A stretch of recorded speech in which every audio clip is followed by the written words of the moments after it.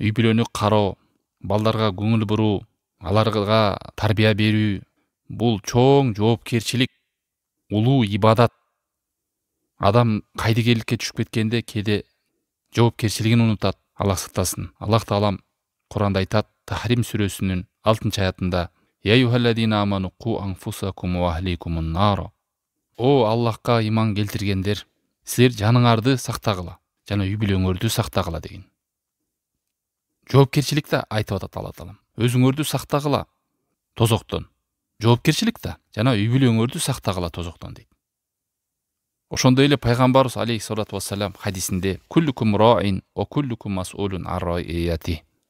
Силер ар бириңер жоопкерсиңер жана кол астындагыңарга жоопкерсиңер. Ата үй бүлөгө жооп берет. Эне ата жокто үйдөгү кыздарына, балдарына жооп берет.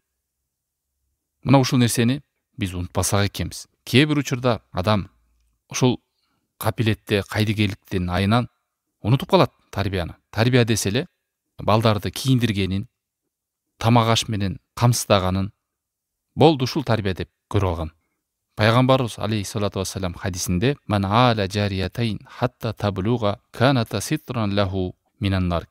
Ким эки кызды чоңойткон болсо, эрезеге жеткирип, алар кыямат айында тозоктон парда болот, тосуучу болот деген.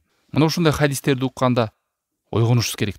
Билишибиз керек, чоң жоопкерчилик ибадат экен, сообу чоң экен, жоопкерчилик экен.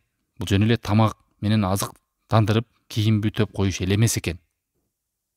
Эгер бул ибадат экенин билгенде биз чарчабайбыз. Себеби тарбиялаш оңой нерсе эмес. Бул бир эле күндө аткарып калат нерсе эмес. Ошого сабыр кылабыз, чыдайбыз. Анан ушул жерден бир маселе келет. Бул тарбиядагы кыйынчылыктарга сиз кандай сезимдесиз? Бул жөн эле бир табиятпы? Бала төрөлдү. Бул мен денемдин бир мүчөсү экен, карашым керек экен, айла жок экен, менин балдарым да деген инстинкт менен карайсызбы? Табияттагы мындай фитрат нерсе менен. Айрымдар ушу ниетин түздөгөндө ошондогу чарчагандык, кыйналгандыгын баардыгын жөн эле айла жок, менин балам да каяка барам, мен карабаганда ким карайт деген нерседен чыга албай калышы мүмкүн. Мына ушул жерде ниетти түздөш керек. Ниетти түздөсө, ошол жердеги чарчоолор, кыйынчылыктар, ошого сабыр кылууда сооп табат жана Аллах тааламдан жардам келет. Элестетиңиздер, эгерде балдарды тарбиялоодо ниетибизди түздөсөк, бул ибадат экен, жоопкерчилик экен, ушул нерсеге сооп алат экенбиз, Аллах таалам ыраазы болот экен. Буларды биз тозоктон куткарышыбыз керек экен. Өзүбүздөн кийин Аллахка сыйынган урпактарды таштап кетет экенбиз деген жүрөктө гам, ниет болгондо балдарды тарбиялоодо чарчабайбыз. Рахат алабыз, себеби бул жоопкерчилик ибадат деп. Аллах тааламдан жардам келет бизге. Ошол ниетибиздин түздүгүндө кыйынчылыгына сабыр кылып сооп алабыз. Аллах таалам Ниса сүрөсүнүн 35-аятында: «И юрида ислахан юваффик иллаху байнахума». Эгерде алар оңдоону көздөгөн болсо, ниетти айтып атат. Оңдоону, түздүүнү ниет кылып каалаган болсо, Аллах таалам ийгилик берет алардыга дейт, ортолоруна. Аллах таалам билүүчү, кабардар. Жашоодо ниеттин таасири, артыкчылыгы өзгөчө. Ниет менен чоң амалды кичирейтип салат, сообун. Ниет менен кичинекей амалды сообун чоңойтот. Ниетин түздөө менен адам шамдагай болуп күчкө толот. Рахат алат кылган иштен. Ошон үчүн балдарды тарбиялоодо ниетти түздөйлү. Аллах таалам Анфал сүрөсүнүн 70-аятында айтат: «Ия аламиллаху фи кулубикум хайран ю'тикум хайран мимма ухида минкум ва ягфир лакум». Аллах таалам силердин жүрөгүңөрдөгү жакшылыкты билет. Силердин жүрөгүңөрдөгү жакшылык бар экенин билгенде Алла таалам силерден алынган нерсеге андан да жакшысын берет дейт. Силерден алынганда эмне? Балдарыңызга акча жумшайсыз, күчүңүздү жумшайсыз, жашооңуз, өмүрүңүз, канча эмгек, күч кубатыңыз кетет. Мына ошондон да жакшысын берет дейт. Шарт жүрөктө жакшылыктын, ниеттин түз болушу. Эл көрсүн, айла жок, балам экен, табиятымдан уйдагы торпогун сүйөт деген инстинкттин негизинде эмес, муну Аллах таалам буйруган экен. Аллах таалам сооп берет экен.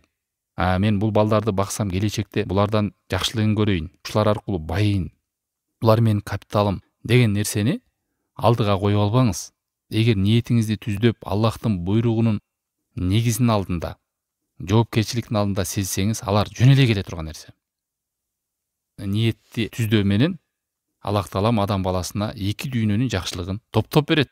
Ошол машаккаттар, балдарды тарбиялоодо кыйынчылыктар, нерв кетет, чарчоо, кээде ошо ниеттин азайып кеткендигинен, түз болбогондугунан, ыхластын жоктугунан эмне кылат адам? Балдарынан өч алган күндөр болот.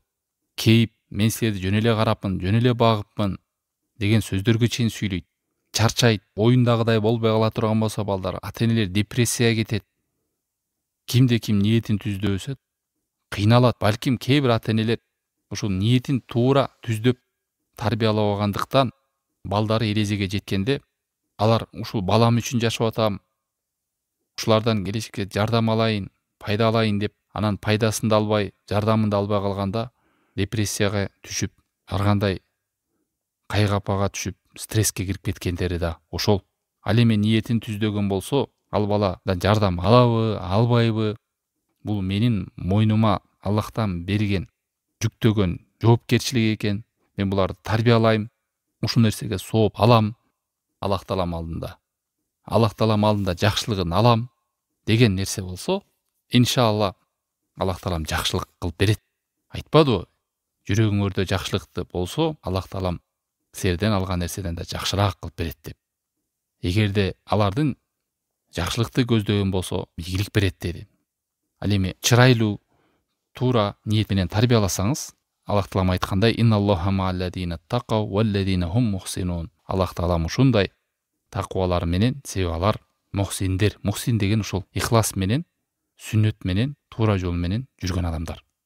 Субханалла, эгерде кээ бир ата-энелер чарчайт да, балам шок, бейбаш, кандай кылам, ар кандай ойлор барат. Эгерде ушул ибадат экен, бул жоопкерчилик экен, бул нерсеге сооп алат экен, Аллах Таалам бул нерседен да мага жакшысын берет экен деген жакшы ой, жакшы күмөн менен болгондо, балдарын тарбиялоодо, алар менен сүйлөшүүдө, аларга убакыт бөлүүдө, ошолорду оңдоого мээнет жумшап, күчүн жумшап, убакыт бөлгөндө адам рахат алат. Ошол ниет, ихлас бузулганда, ал нерсе инстинкт болот дагы, эл үчүн тигилме дейт, бул эмне дейт, айла жок. Ал нерседен рахат албай чарчайт. Ниетти түздөйлү. Ниетти түздөсөк, балдар тарбиялоодо иншалла жакшылык болот.